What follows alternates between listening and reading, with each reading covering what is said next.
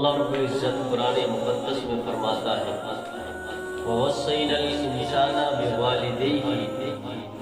احسانا، اور تمہارے رب نے حکم فرمایا کہ اس کی سوا کسی کو نہ پوجو اور ماں باپ کے ساتھ اچھا سلوک کرو، حسن سلوک کرو۔ سرکار اعلیٰ حضرت فاضل بریلوی رضی اللہ تعالیٰ عنہ فرماتے ہیں وہی رب ہے جس نے تجھ کو ہمتن کرم بنایا، وہی رب ہے جس نے تجھ کو ہمتن کرم بنایا، ہمیں بھیک مانگنے کو تیرا آسرا بتایا، تجھے حمد ہے خدایا، تجھے حمد ہے خدایا۔ حضرات کروڑوں کروڑ درود و سلام اس محبوب اعظم پر جو خالق کا محبوب ہے، ماں اور مخلوق کا بھی محبوب ہے، جس ذات گرامی نے ہمیں ہدایت کی راہ پر چلنا سکھایا اور خالق و مخلوق کے حقوق سے آشنا کیا۔ حضرات اور ان راہوں پر چلنے سے منع فرمایا جس سے ہمارا رب تبارک و تعالی ناراض ہوتا ہے۔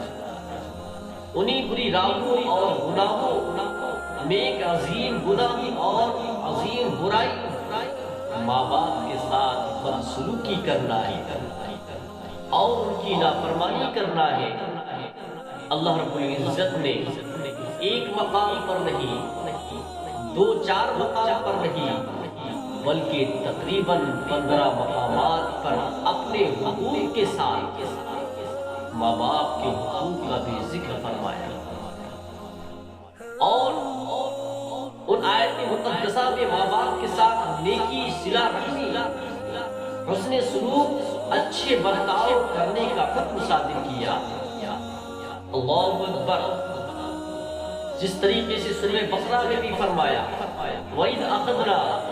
مِيثَاقَ بَنِي إِسْرَائِيلَ لَا تَعْبُدُونَ إِلَّا اللَّهَ وَبِالْوَالِدَيْنِ إِحْسَانًا، اور اس وقت کو یاد کرو جب ہم نے بنی اسرائیل سے عہد لے لیا کہ اللہ کے سوا کسی کو نہ پوجو اور ماں باپ کے ساتھ بھلائی کرو۔ حضرات ایمان والو، ان آیات مقدسہ میں اس قدر اہتمام کے ساتھ ماں باپ کے مقام اور مرتبے کو بیان کیا گیا ہے۔ اللہ تعالیٰ ہمیں اپنے ماں باپ کے مقام و مرتبے کو پہچاننے اور ان کی قدر کرنے کی توفیق عطا فرمائے۔ حضرات جس طرح اللہ تعالیٰ نے ماں باپ کے ساتھ نیکی اور بھلائی کرنا ہم پر فرض قرار دیا ہے، اسی طرح ماں باپ کے لیے کوئی نامناسب اور سخت بات کہنے سے بھی منع فرمایا ہے۔ حضرات یہاں تک کہ ماں باپ کے نافرمانی اور بے ادبی کو حرام ٹھہرایا ہے برادران ملت اسلامیہ، لیکن اللہ رب العزت نے جہاں ماں باپ کے ساتھ حسن سلوک کرنے کا حکم دیا ہے، لیکن ماں باپ کے کہنے کو وہیں پر مانا جائے گا، وہیں پر تسلیم کیا جائے گا جو ماں باپ کے احکام شریعت کے دائرے میں۔ اگر شریعت کے خلاف ماں باپ کوئی بات کہتے ہیں تو ان کی بات کو بھی تسلیم نہیں کیا جائے گا۔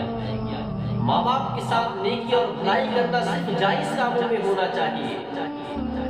ایسا نہ ہو کہ والدین کی دلجوئی کی خاطر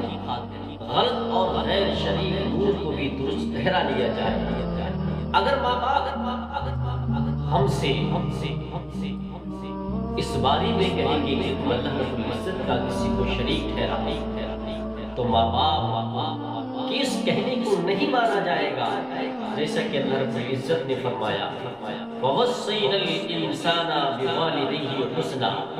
وَإِنْ جَاهَدَاكَ لِتُشْرِكَ بِي مَا لَيْسَ لَكَ بِهِ عِلْمٌ فَلَا تُطِعْهُمَا۔ اور ہم نے آدمی کو تاکید کی اپنے ماں باپ کے ساتھ، اور ہم نے آدمی کو تاکید کی اپنے ماں باپ کے ساتھ بھلائی کی، اور اگر وہ تجھ سے کوشش کرے کہ میرا شریک ٹھہرائے جس کا تجھے علم نہیں فلا تطیعہما،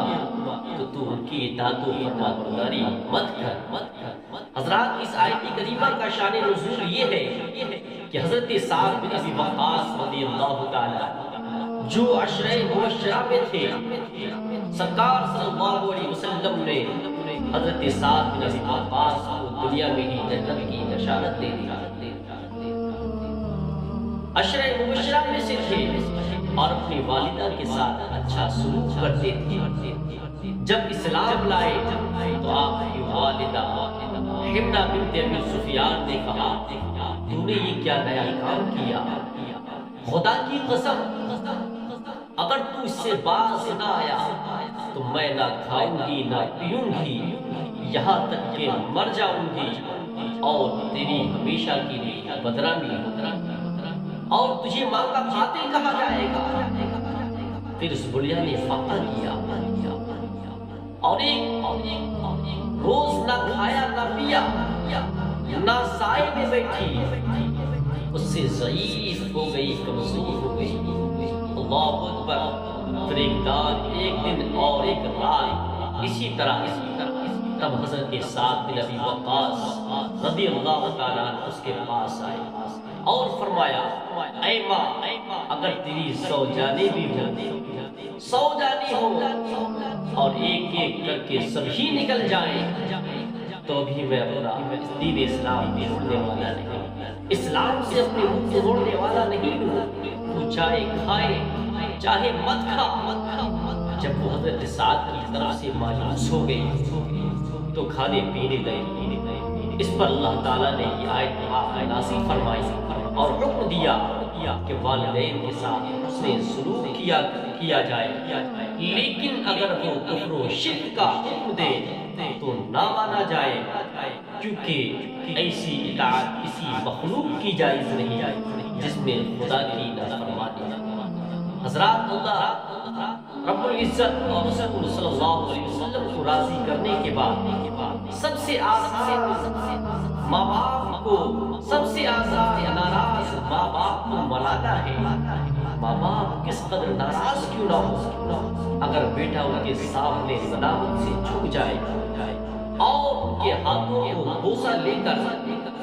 ان کی گود میں اپنے سر کو رکھ دے تو ماں باپ کتنے زیادہ ناراض کیوں نہ ہو،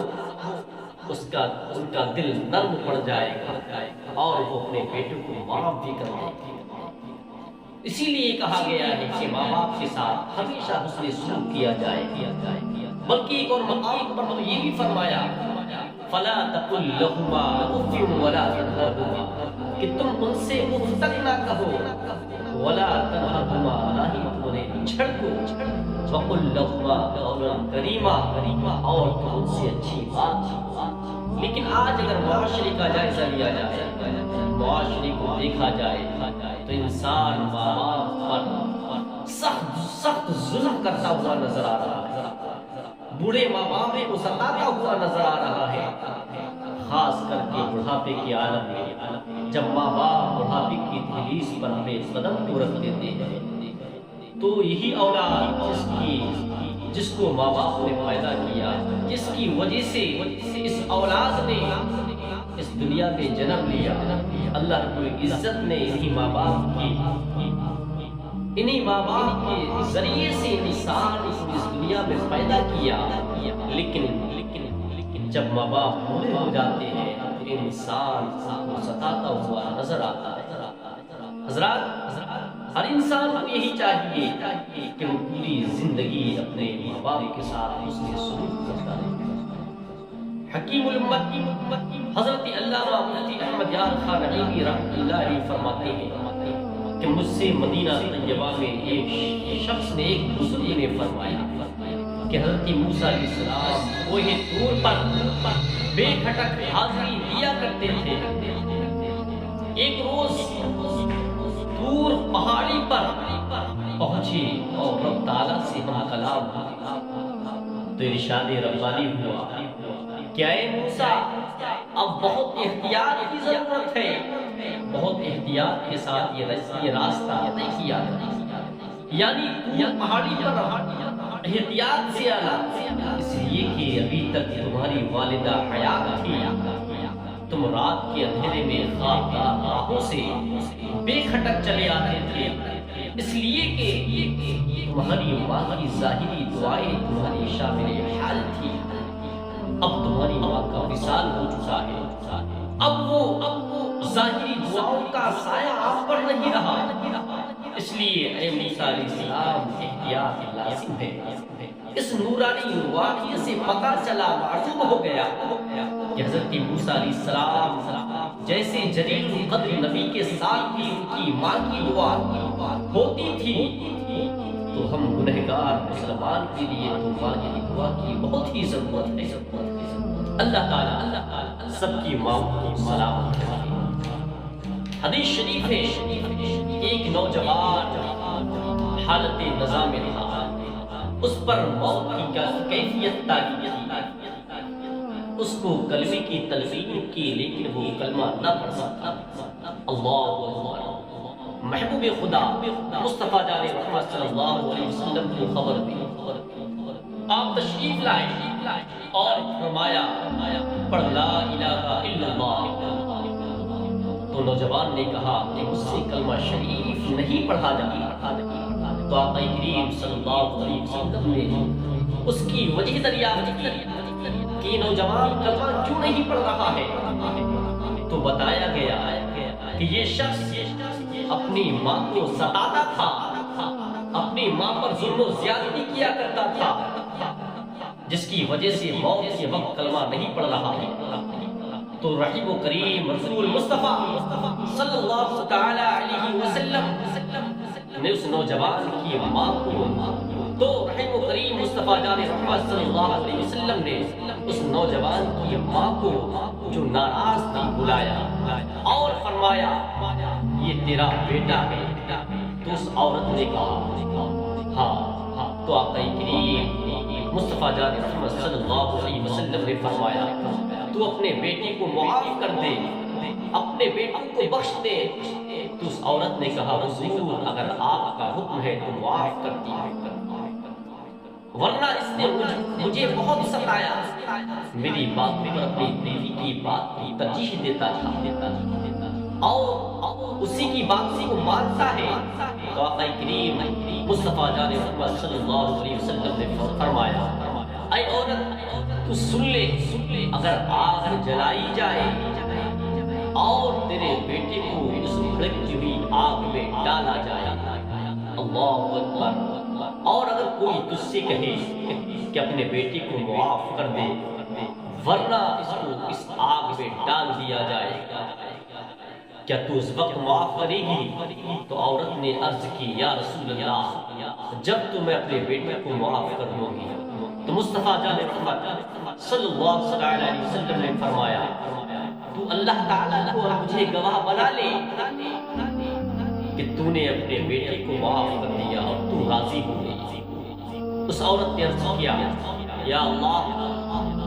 اللہ تعالیٰ میں تجھے اور تیرے رسول اللہ صلی اللہ علیہ وسلم کو گواہ بناتی ہوں کہ میں نے اپنے بیٹے کو معاف کر دیا ہے اور اس سے راضی ہو گئی ہوں۔